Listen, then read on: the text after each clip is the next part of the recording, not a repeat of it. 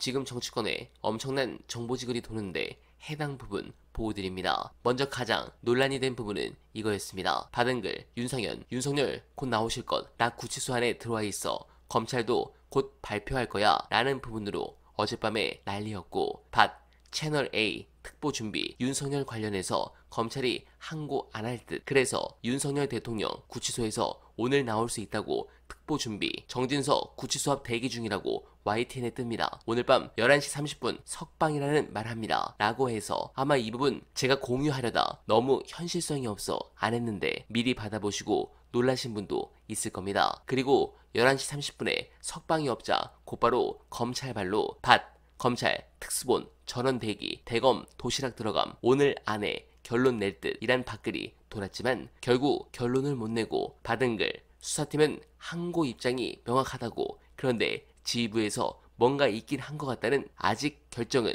안 났다고 라는 걸로 검찰발 찌라시는 마무리되었습니다. 상황을 보면 당연히 수사팀은 항고를 하겠지만 뭔가 막는 세력이 있는 것 같습니다. 관련해 중요한 영상 보시고 이어가 보겠습니다. 부분을 보는 순간 일단 이성적으로 이 판단이 옳으냐 그르냐를 따지기에 앞서서 너무 한가하다는 느낌이 든 거예요. 장난하나? 계란 수계예요. 다른 사람이 아니고 헌정체제를 파괴하려고 시도했던 군사반란을 일으킨 내란 수계야.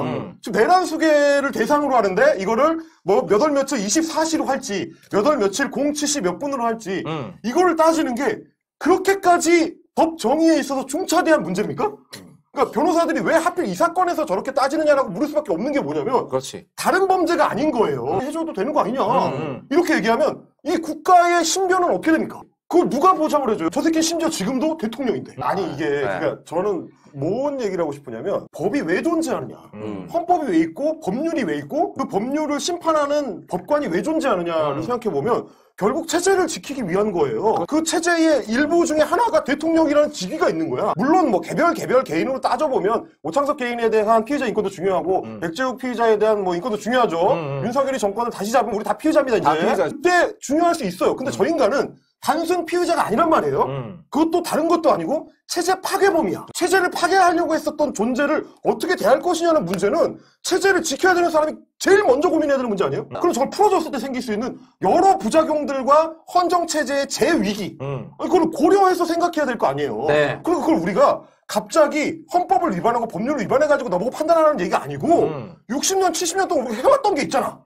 이게 지금 우리나라 역사에 처음 생기는 판례예요. 저게 확정이 되면. 시간으로 기산해서 따진다라는 게 처음 만드는 거야, 지금. 최초 사례. 왜 최초 사례를 내란범한테 적용을 하냐고. 이제 구속되는 놈들 다 초시계만 보고 있겠네.